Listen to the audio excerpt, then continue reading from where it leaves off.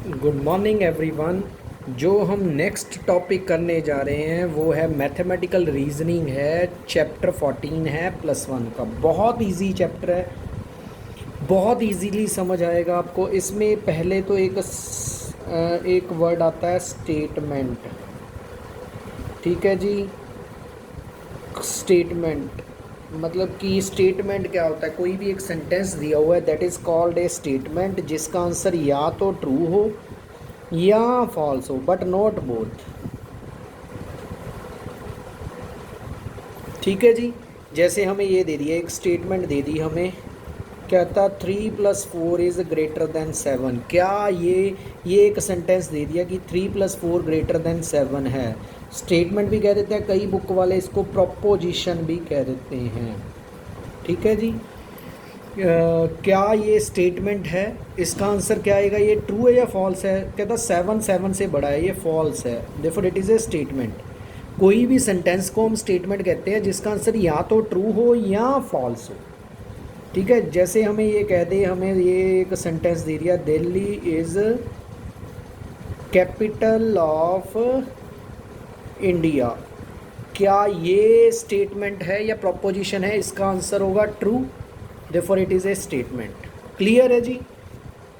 As it is हमें एक और स्टेटमेंट दे दी, वेयर आर यू गोइंग।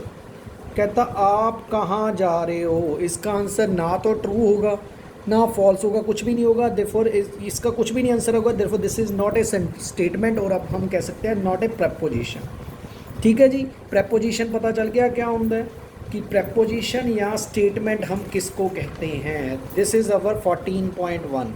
अब इसके क्वेश्चन आपने निकाल के देखने हैं। कोई भी सेंटेंस को हम स्टेटमेंट या प्रोपोजिशन कहेंगे जिसका आंसर या तो ट्रू हो या फॉल्स हो, दोनों नहीं हो सकते, that is called a statement. ठीक है जी।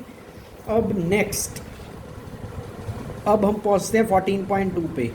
कहता है एक स्टेटमेंट गिवन है हमें, 2+3 > 4। इसका नगेशन निकालो। नगेशन का ये साइन होता है, नगेशन पी का उल्टा, नॉट पी। इस नगेशन का मतलब है नॉट, तो इसका उल्टा कर देना। इसका उल्टा क्या होगा? 2+3 < 4 हो जाएगा, या हम नगेशन भी ऐसे भी लिख सकते हैं, 2+3 = नॉट > 4। ठीक है जी। नगेशन समझ आ गया। जैसे हमने ये हो, Delhi is capital of India, तो इसका नेगेशन क्या होगा? Delhi is not capital of India. ठीक है जी। जैसे ये हमें स्टेटमेंट दे दी, √2 इज़ इरेशनल। इसका नेगेशन क्या होगा? तो √2 या तो ये लिख सकते हैं नॉट इरेशनल, या क्या लिखेंगे इसकी जगह? ये भी लिख सकते हैं हम। जो इरेशनल नहीं होता वो क्या होता है? हमारा rational, that is called negation. Clear है जी नगेशन का मतलब? ओके। थर्ड इसमें ये पूछ रहा है, कहता ये एक सेंटेंस गिवन है हमें, कहता ये गिवन है मान लीजिए, कहता इसका नगेशन निकालो। इसका नगेशन क्या होगा? नगेशन निकालने के बाद बताइए ये ट्रू है, ये नगेशन स्टेटमेंट ट्रू है या फॉल्स है। 5 कहता 4 से छोटा होता है, नहीं होता, ये स्टेटमेंट फॉल्स है, ये भी पूछ सकता है। ठीक है जी। नेक्स्ट आती है कंपाउंड स्टेटमेंट। क्या होती है?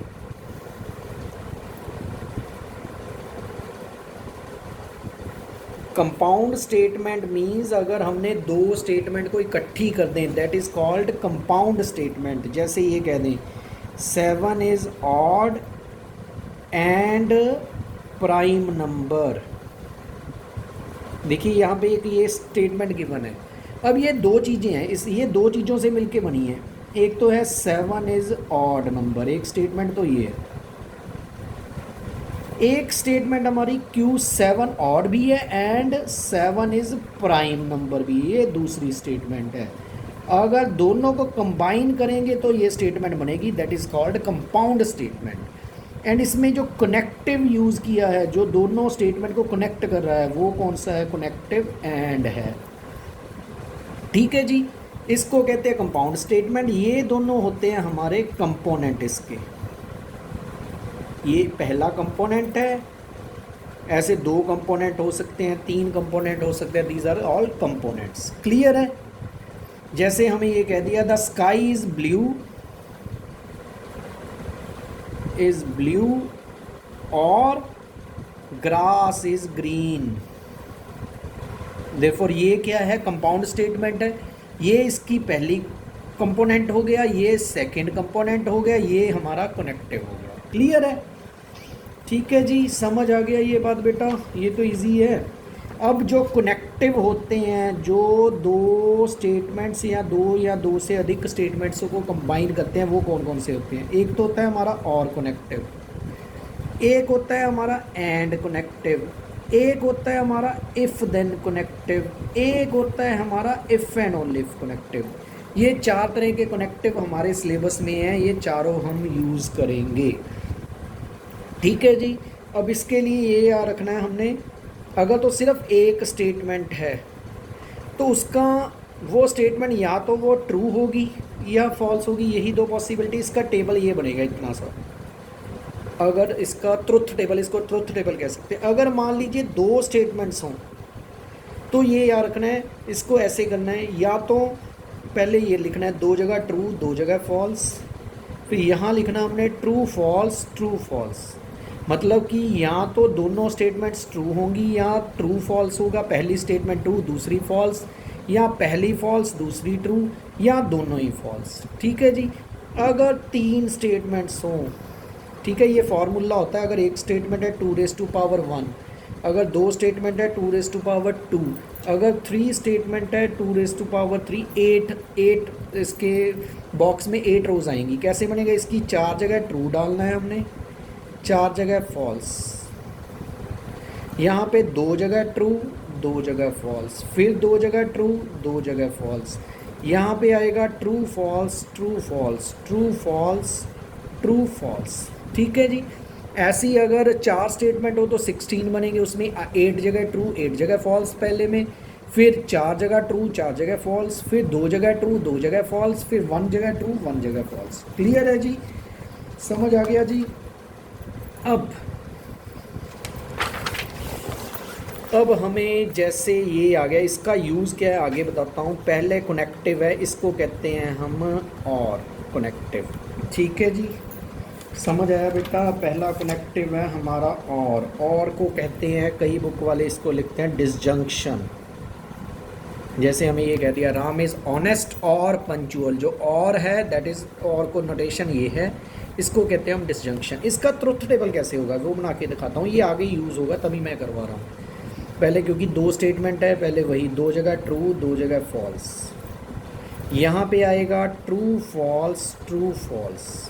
अब हमने ये, इसका रिज़ल्ट क्या होगा अगर और हो, तो ये याद रखना है, अगर दोनों जगह फॉल्स है तो फॉल्स आएगा, अदरवाइज़ इसका आंसर हमेशा ट्रू होगा। ये देखिए दोनों जगह फॉल्स, यहाँ इसका आंसर फॉल्स होगा, बाकी सारी जगह ट्रू आएगा।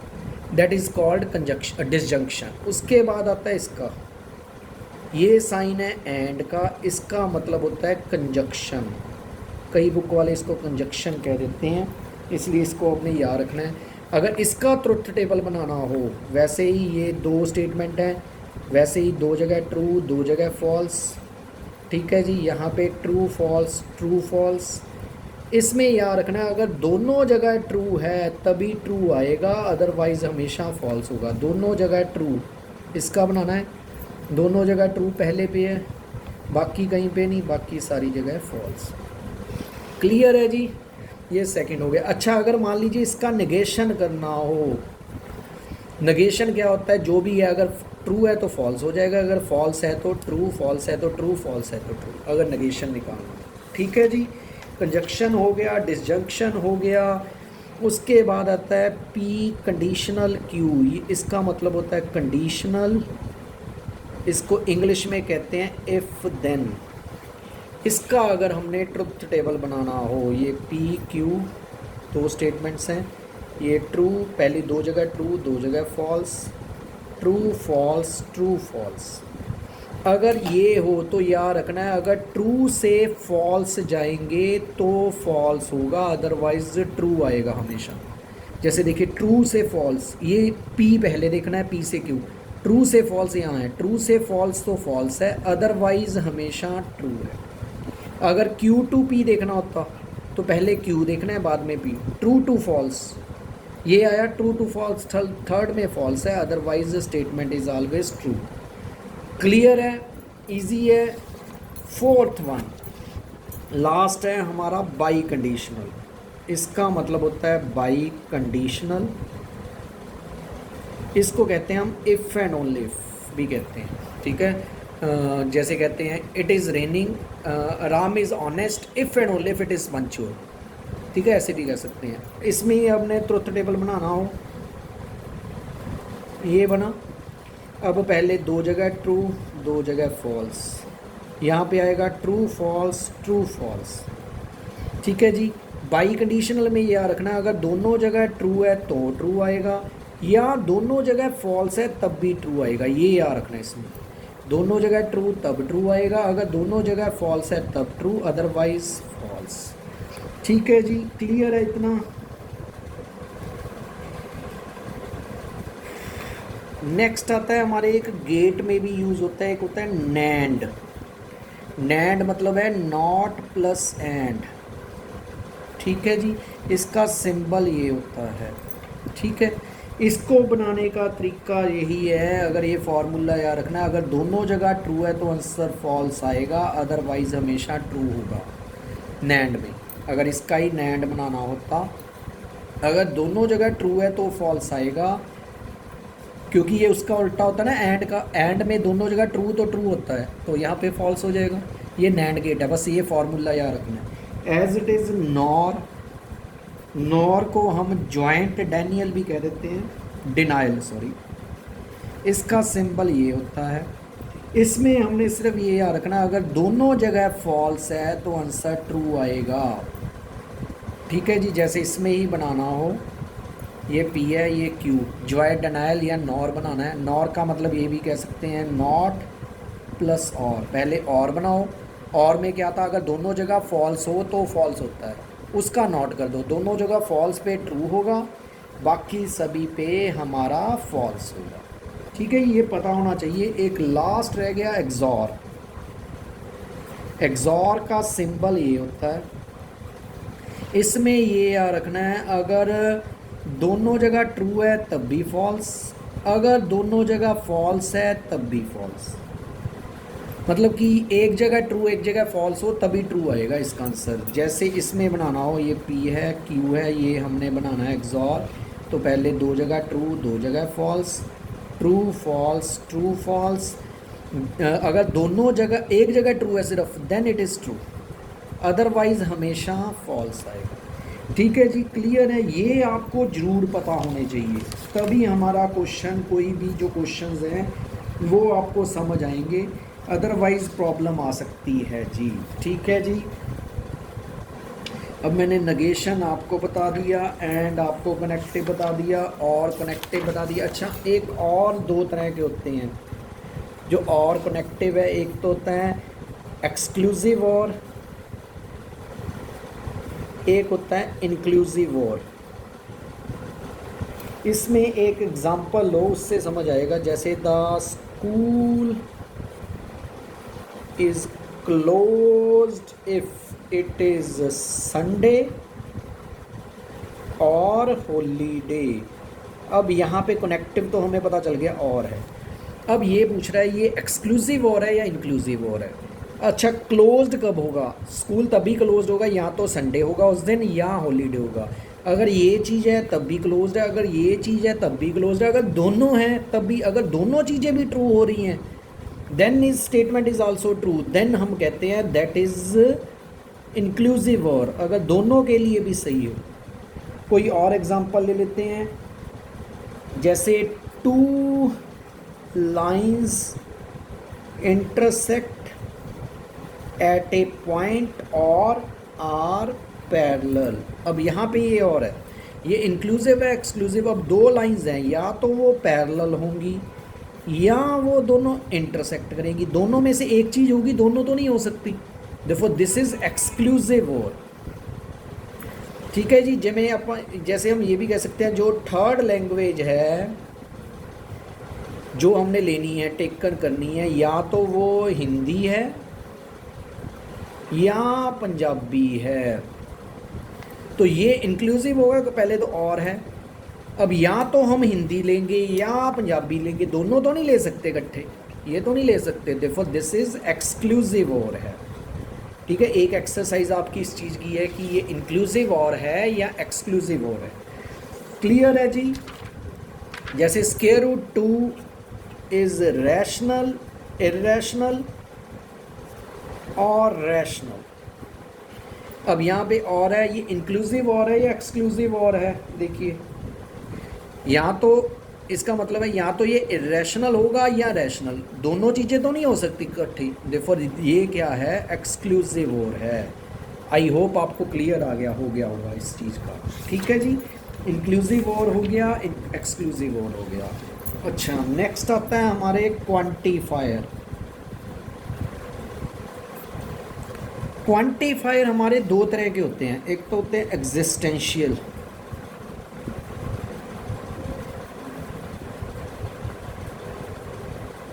एक होता है यूनिवर्सल,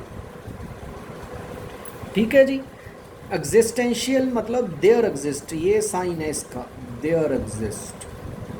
यूनिवर्सल का मतलब होता है फॉर ऑल, ठीक है। जैसे हमें एक क्वेश्चन दे दिया, there exist x such that x is less than x plus 1। कहता है इसमें क्वांटिफायर बताओ कौन सा है। ये क्वांटिफायर पड़ा है हमारा, देयर एग्जिस्ट, मतलब कि इट इज़ एग्जिस्टेंशियल क्वांटिफायर है, ठीक है। स्टेटमेंट में कौन सा क्वांटिफायर यूज़ हुआ है, एग्जिस्टेंशियल। अब ये भी पूछ सकता है कि इस स्टेटमेंट का नेगेशन बताओ।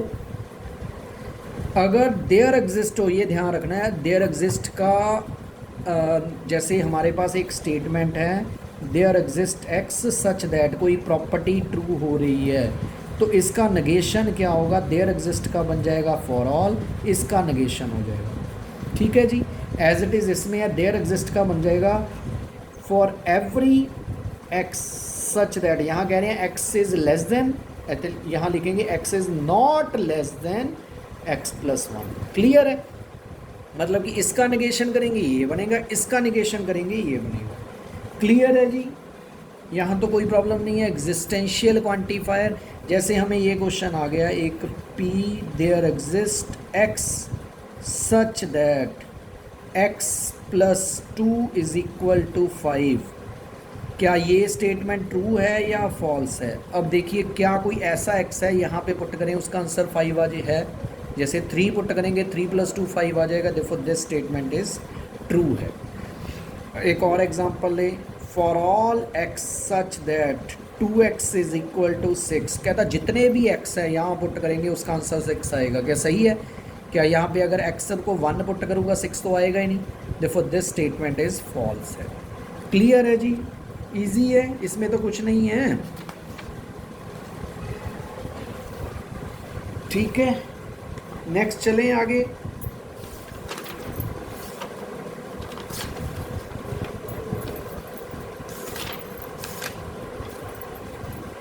नेक्स्ट हमारा आता है, एक हमारा होता है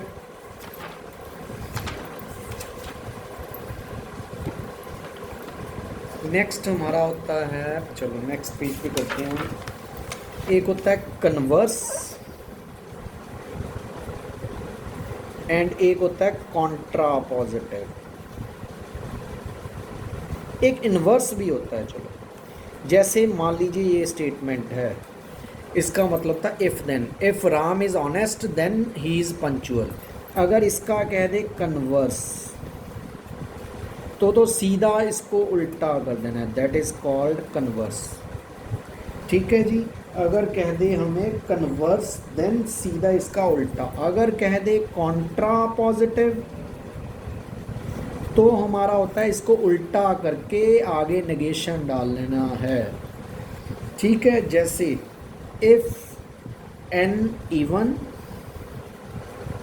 देन n स्क्वायर इवन, ये स्टेटमेंट है एक।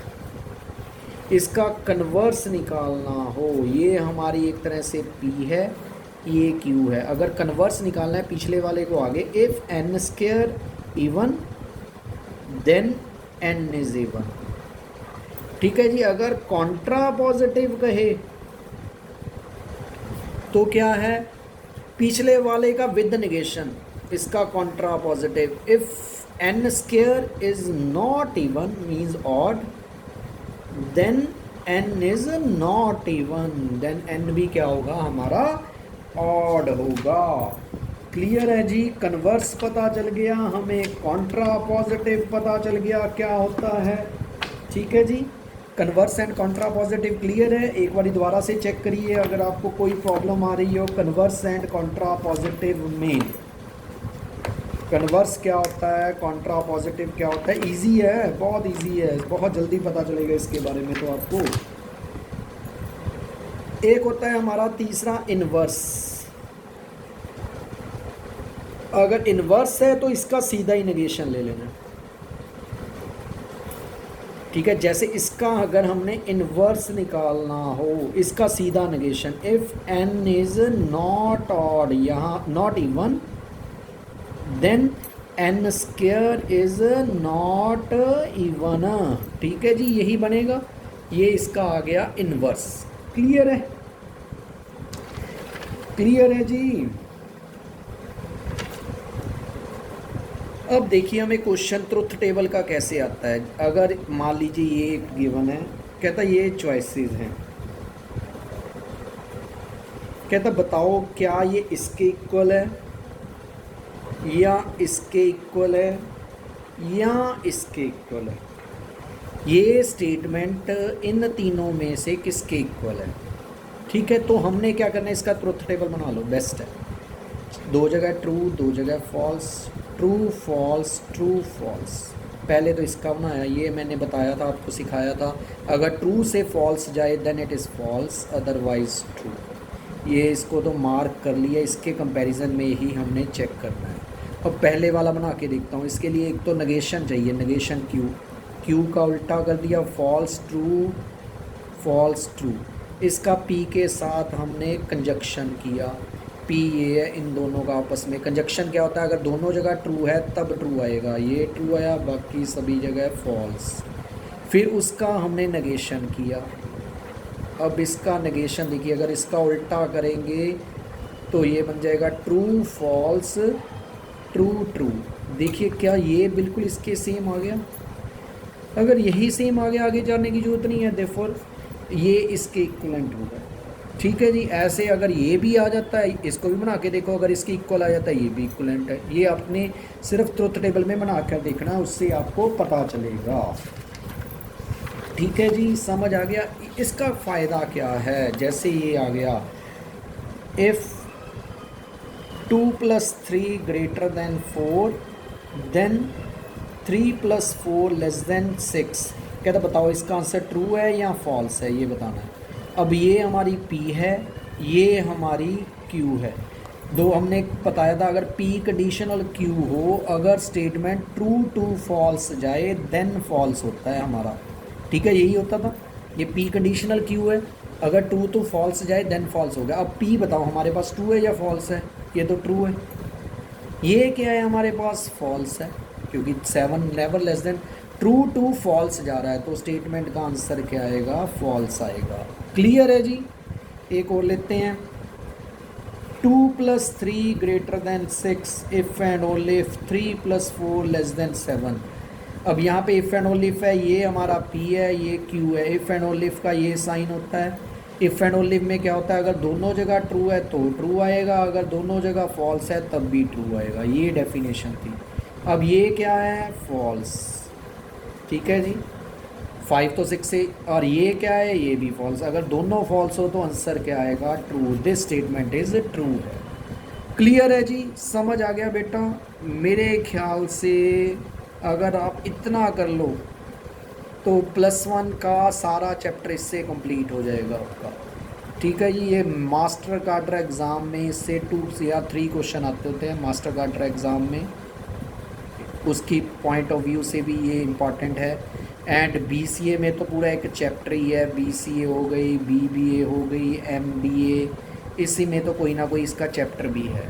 आई होप आपको पसंद आया होगा। अगर पसंद आए तो लाइक ज़रूर करना है आपने, सब्सक्राइब करो जी चैनल को, एंड शेयर करो, एंड कमेंट बॉक्स में मैसेज करो अगर आपकी कोई भी प्रॉब्लम है। ठीक है जी, thank you, thanks a lot.